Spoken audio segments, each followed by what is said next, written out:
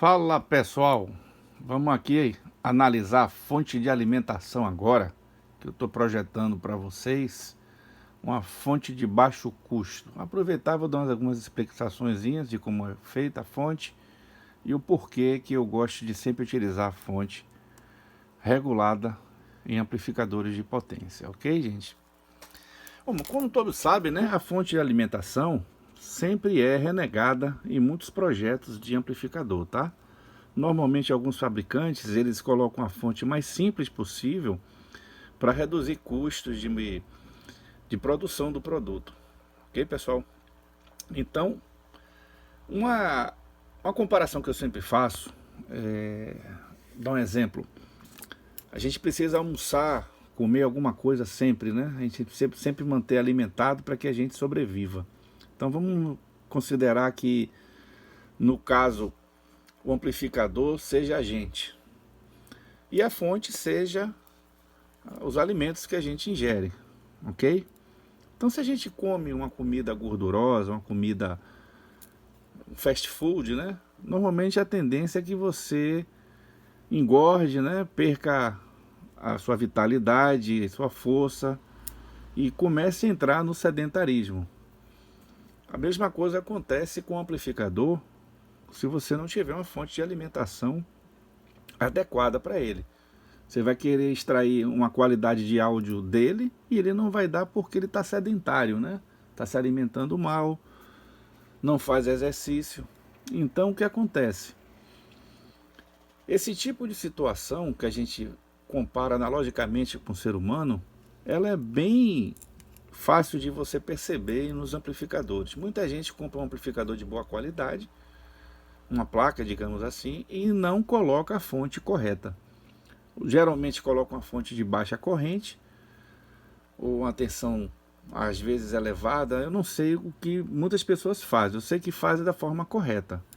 Então, quando a gente faz um projeto do amplificador, a gente admite que a fonte seja ideal, mas a gente coloca também uma determinada variação no simulador para que a gente consiga obter alguma resposta final, mas nem sempre é a resposta ideal que a gente precisa.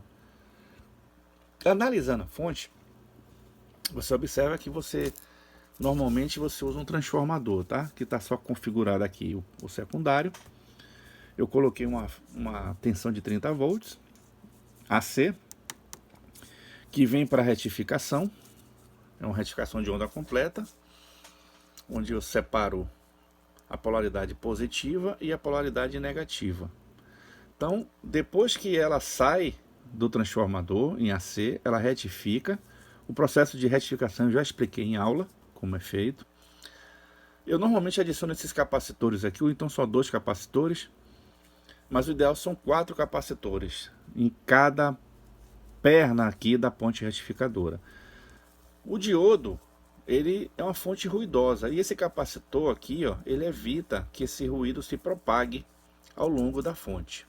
É claro que esse ruído é um ruído térmico, ele ocorre quando ocorre o aquecimento do diodo. Ok, pessoal? Depois a gente vem para a primeira filtragem. Essa filtragem aqui, gente, ela não corrige o ripple por completamente.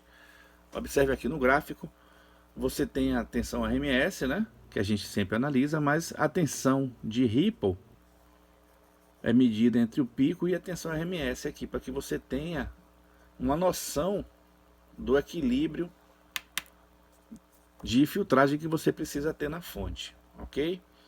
Normalmente a gente admite um banco de capacitor com em torno mais ou menos de 90% para corrigir ripple. Já é uma boa correção. Para amplificador, a gente sobe um pouquinho mais, a gente vai até 95, 96% de correção de ripple. Porque a gente sabe que se deixar passar essa tensão de ripple, ela vai ser uma tensão pulsante, né? Como está aqui.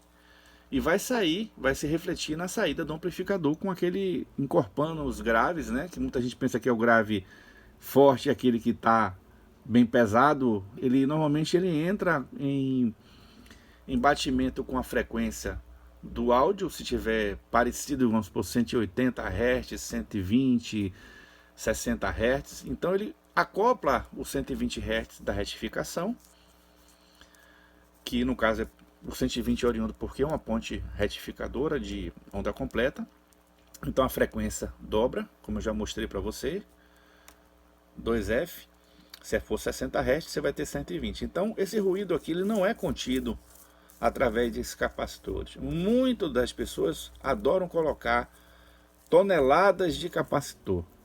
Gente, existe um efeito no capacitor que ele não consegue retirar 100% da tensão do ripple, porque ele não consegue acompanhar a velocidade de carga e descarga, é muito rápido.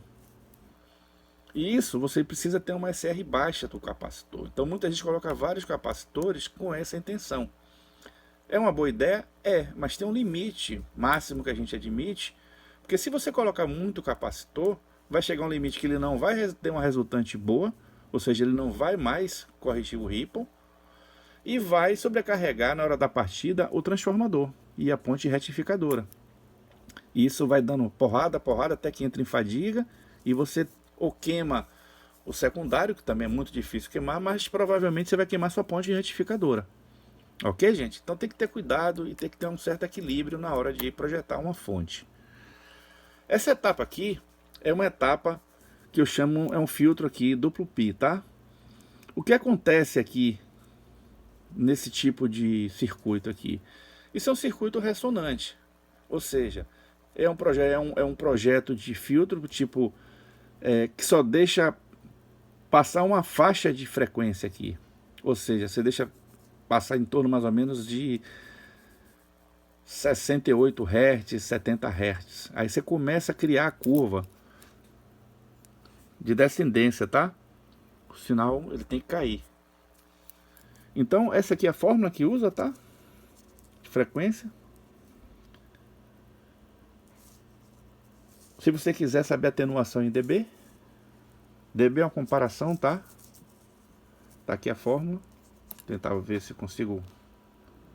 Ok, gente? É uma coisa simples, não é uma coisa complexa.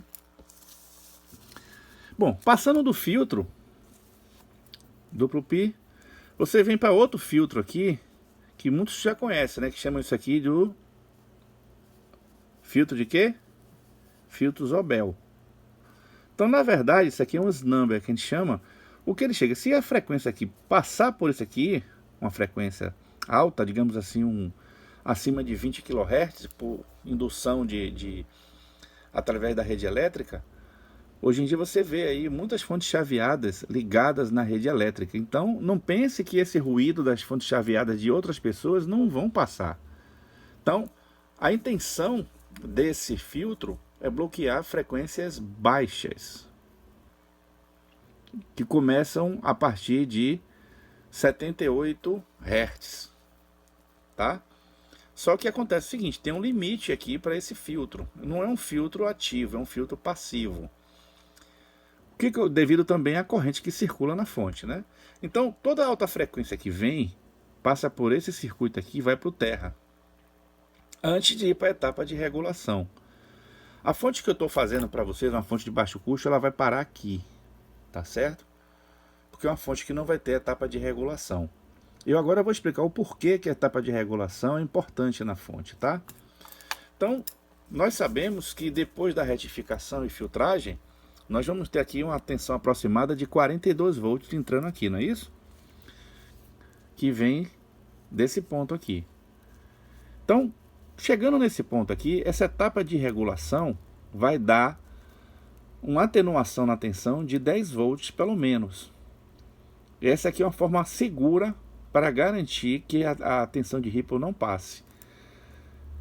Passando para a regulação, você tem aqui 42, você vai ter 32 volts saindo aqui regulados, tá? Eu não estou exemplificando aqui o circuito de regulação. Na minha fonte eu tenho outros filtros aqui. Trabalho com circuito tanque. É uma fonte com amplificador de erro, que eu não vou entrar no mérito aqui agora, e vou explicar para vocês o que acontece depois. Então, gente, o que acontece é isso aqui, ó. A tensão ela fica linear, ou seja, não tem mais fator de ondulação aqui. nem da fonte, nem do 60 Hz, nem do 120 Hz. Ok? Então isso aqui garante uma integridade do amplificador. Então, é por isso que às vezes a gente gasta um pouquinho de tempo trabalhando com a fonte.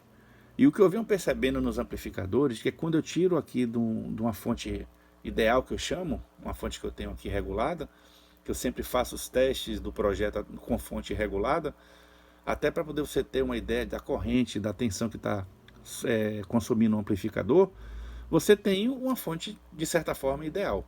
Então, gente, para que vocês entendam que o amplificador precisa de uma alimentação, que é o que? Alimentação saudável, correto?